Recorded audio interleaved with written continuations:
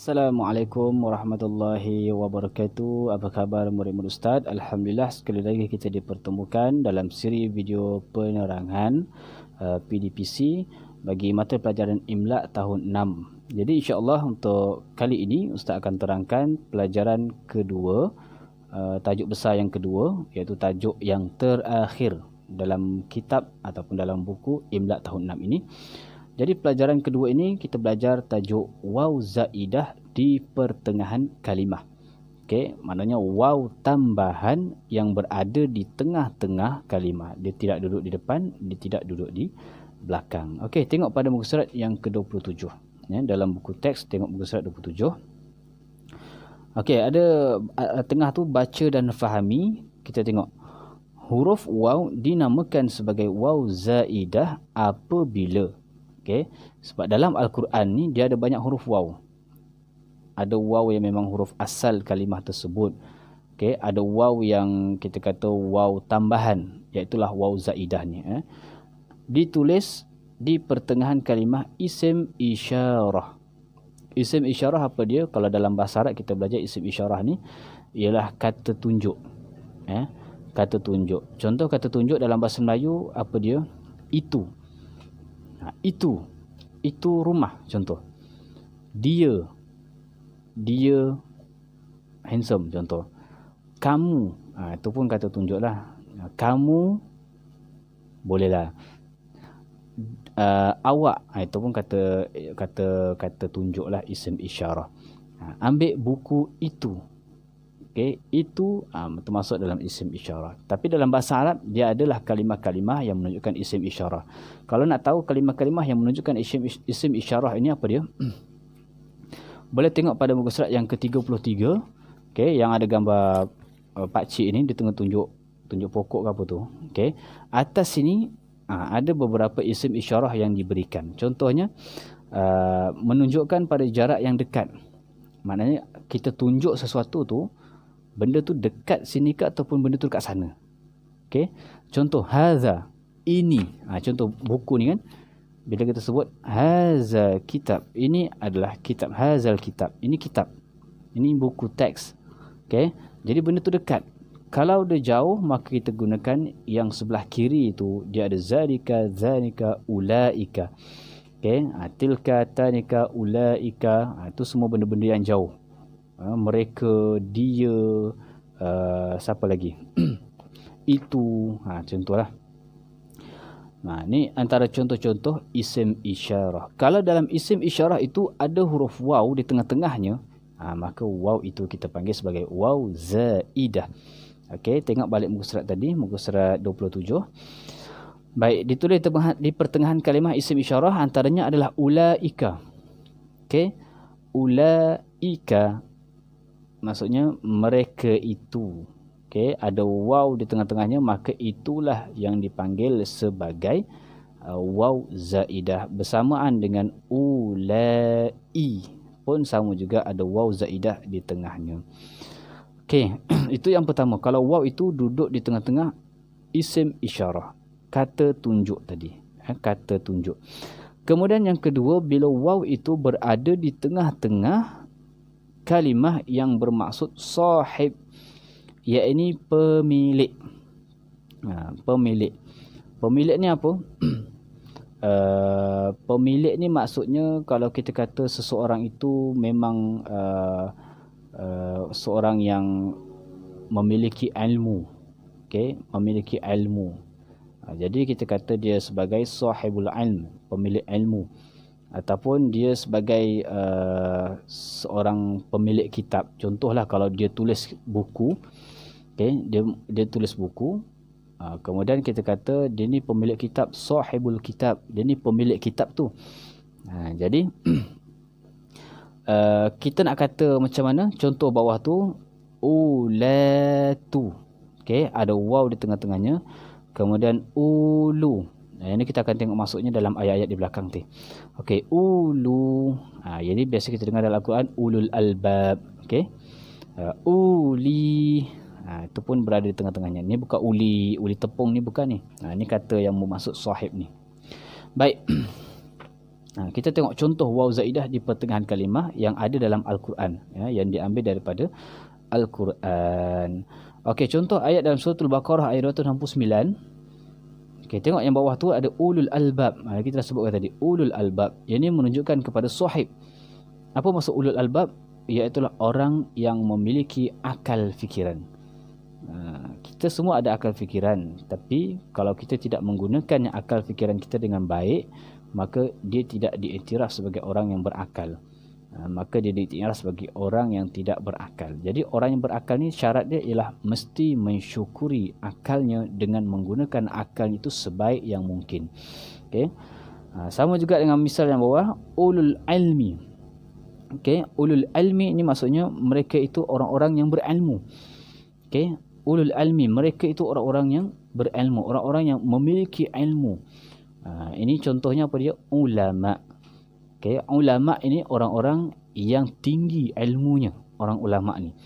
Sebab itu kita pesan jangan sesekali kita membenci ulama, sebab Nabi sebut al-ulama warasatul anbiya, ulama itu adalah pewaris para nabi. Nabi sekarang dah tak ada. Kalau ada pun itu semua adalah yang palsu, yang mengaku sebagai nabi itu semua palsu. Okey. Tapi kita ada ulama, walaupun tak ada nabi dah sekarang ni, kita ada ulama. Ulama itulah yang mewarisi keilmuan nabi, sifat-sifat kenabian dan sebagainya, walaupun dia tidak mencapai taraf nabi, tapi dia seorang ulama yang mewarisi semua kita sebutkan tadi. Maka ulama, orang yang banyak ilmunya ini, kita kena hormati mereka. Okay, jangan kita sesuka hati menghina, mengherdik. Sedangkan ulama ini adalah seseorang yang tinggi ilmunya. Dia bukan saja hafal Quran 30 juzuk, dia hafal beribu hadis. Kemudian dia mahir dalam ilmu-ilmu yang sangat banyak dalam ilmu Islam. Kita pula baru belajar sikit je dalam Google tu, mungkin kita waktu kita pergi hentam ulama. Ini adalah perkara yang perlu kita jauhkan. Bahkan Nabi dah sebut akhir zaman nanti ulama-ulama akan dibenci oleh umat Islam sendiri. Jadi jangan kita golongkan diri kita ini dalam kalangan orang-orang yang membenci ulama. Baik. Dan juga ayat-ayat yang seterusnya di situ, contohnya ayat suratul Ali Imran, ada ulai tuhibbunahum. Okey, ulai mereka itu. Okey, ini isim isyarah, dan juga ulul qurba. Dan ini juga ini adalah menunjukkan kepada sahib.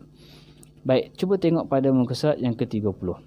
Ini adalah mutiara kata yang perlu kita ambil peganganlah. Mutiara kata ni maksud kita amalkanlah. Antaranya takallam ma'a ulatil fikr, bercakaplah kamu bersama-sama dengan ahli fikir. Maksud dia apa? Maknanya banyakkanlah berbicara dengan orang-orang yang berilmu.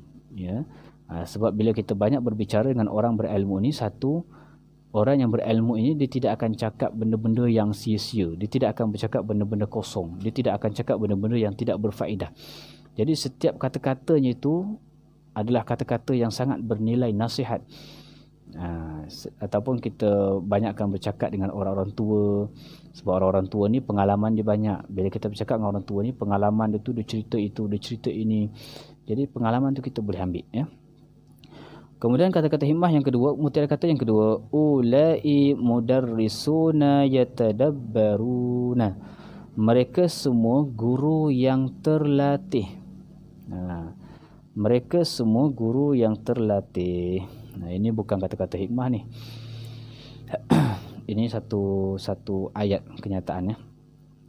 Baik, fasbir. Ini daripada ayat Quran ni. Fasbir kama sabara ulul azmi minar rusul. Bersabarlah seperti mana sabarnya para rasul ulul azmi. Ulul azmi ni mungkin murid-murid semua dah belajar siapakah dia rasul-rasul ulul azmi ini, iaitulah mereka yang menghadapi ujian yang sangat berat. Mereka yang telah menghadapi ujian yang sangat berat. Kita hari ni ujian tu sikit je tapi kita dah rasa lemah. Kasut basah sikit dah tak nak pergi tuntut ilmu. Basikal rantai lucut sikit dah tak nak pergi sekolah. Telefon hang sikit dah tak nak buat kerja sekolah. Memory full sikit dah tak nak buat PDPR dah sebagainya. Jadi sakit gigi sikit dah tak nak buka buku. Ini antara alasan-alasan yang kita kata sebenarnya yang menunjukkan sebenarnya kita ni seorang yang malas. Kalau zaman Nabi dahulu, boleh tengok macam mana cekalnya Nabi dalam menyebarkan dakwah. Kalau kita tengok peristiwa tragedi Taif, yang mana Nabi dilontarkan dengan batu, duri dan sebagainya sehingga Nabi berdarah di Taif tu. Tapi bila mana Nabi keluar daripada Taif tu, Nabi tidak berputus asa untuk berdakwah kepada penduduk Taif. Nabi doakan penduduk Taif itu supaya lahir dari kalangan mereka itu generasi yang beriman. Maksudnya Nabi tak putus asa.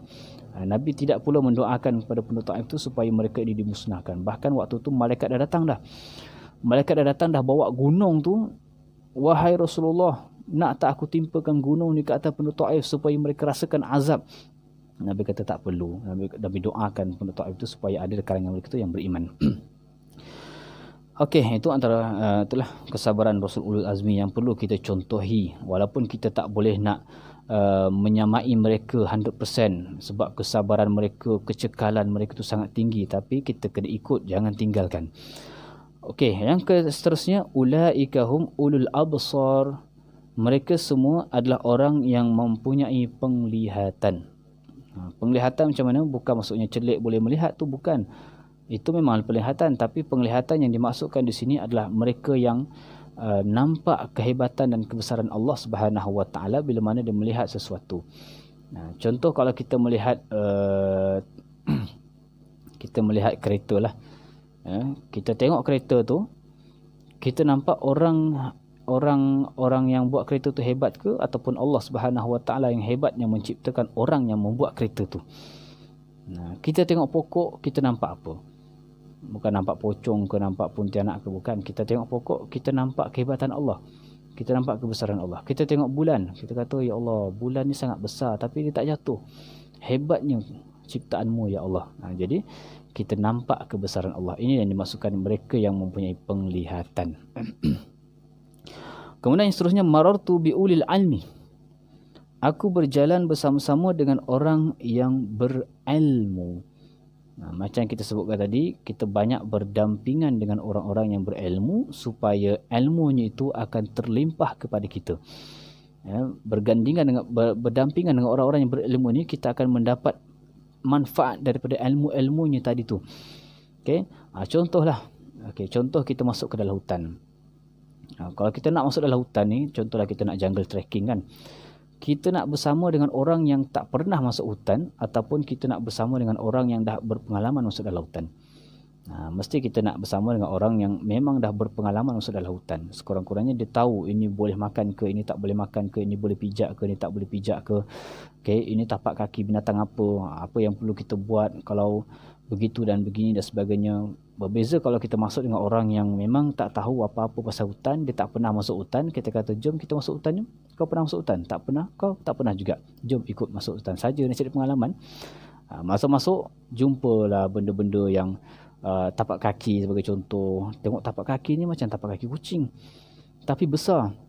Lepas tu kawan dia pula, dia tak pernah tengok kan. Dia kata kawan dia tak ada ilmu apa semua. Dia pun macam cakap, oh ini kucing tapi dia gemuk lah, obesity. Dia kata banyak makan kan, dalam hutan ni banyak makanan. Jadi kucing dia banyak makan, dia jadi gemuk. Tapak kaki ni besar macam ni lah. Jalan ke depan rupanya dia jumpa harimau. Dia tak tahu tapak kaki tu. Tengok tapak kaki ni, ini macam tapak kaki kambing.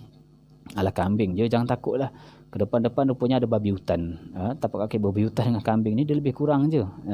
Jadi dia tertukar sebab tak ada ilmu. Jadi sebab itu banyak berdamping dengan orang-orang yang berilmu. Ulaika ahlul ilmi. Yang bawah sekali last sekali, mereka semua adalah orang-orang yang berilmu.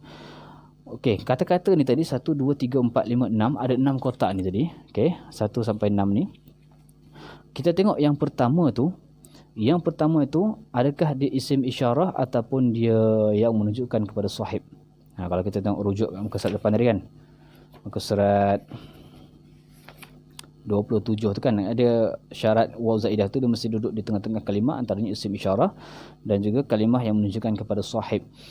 Jadi kita tengok balik muka surat 30 ni, kolom yang pertama ni dia menunjukkan kepada isim isyarah ke kepada sahib? Sila jawab. Dia merujuk kepada sahib, ulatil fikri, iaitu orang-orang yang berfikir, ahli-ahli fikir.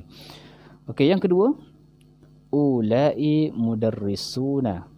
Okey, mereka semua itu, ini adalah merujuk kepada isim isyarah. Mereka semua itu, itu isim isyarah.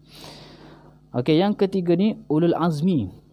Ulul azmi adalah sahib ataupun yang merujuk kalimah kepada pemilik. Pemilik kesabaran yang sangat tinggi. Kemudian ulaika humul ulul absar. Ini ada dua. Yang pertama ulaika, yang itu isim isyarah.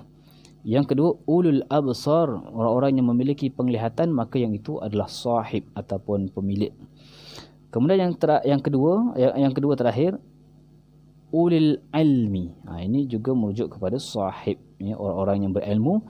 Dan yang terakhir ulaika ahlul ilmi, mereka itu, maka ini isim isyarah. Baik. Baik, itu sahaja untuk sebelum itu kita tengok dahulu muka surat 33. Tahukah anda ni isim isyarah atau kata tunjuk terbahagi kepada dua bahagian. Ya, maksudnya kata tunjuk itu terbahagi pada dua bahagian. Kita dah sebut secara ringkas awal tadi. Yang pertama adalah yang menunjukkan jarak yang dekat. Yang kedua adalah merujuk kepada jarak yang sangat jauh.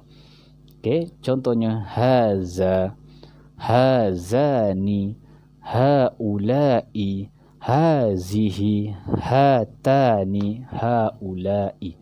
Okey, ini semua merujuk kepada ini. Kemudian yang kedua merujuk pada jarak yang jauh, zalika, zanika, ulaika, mereka itu, benda itu, barang itu. Okey, macam-macam lah. Itu semua adalah merujuk pada jarak yang jauh. Okey, itu saja untuk video penerangan kita pada kali ini, iaitu tajuk yang terakhir, waw zaidah. Waw zaidah di pertengahan kalimah, khususnya isim isyarah dan juga kalimah yang merujuk kepada sahib ataupun pemilik. Jadi mudah-mudahan kita beroleh kefahaman daripada Allah Subhanahu Wa Taala dan kita beroleh manfaat daripada penerangan yang telah Ustaz buat ini. Jadi kita jumpa lagi. Sekian, Assalamualaikum warahmatullahi wabarakatuh.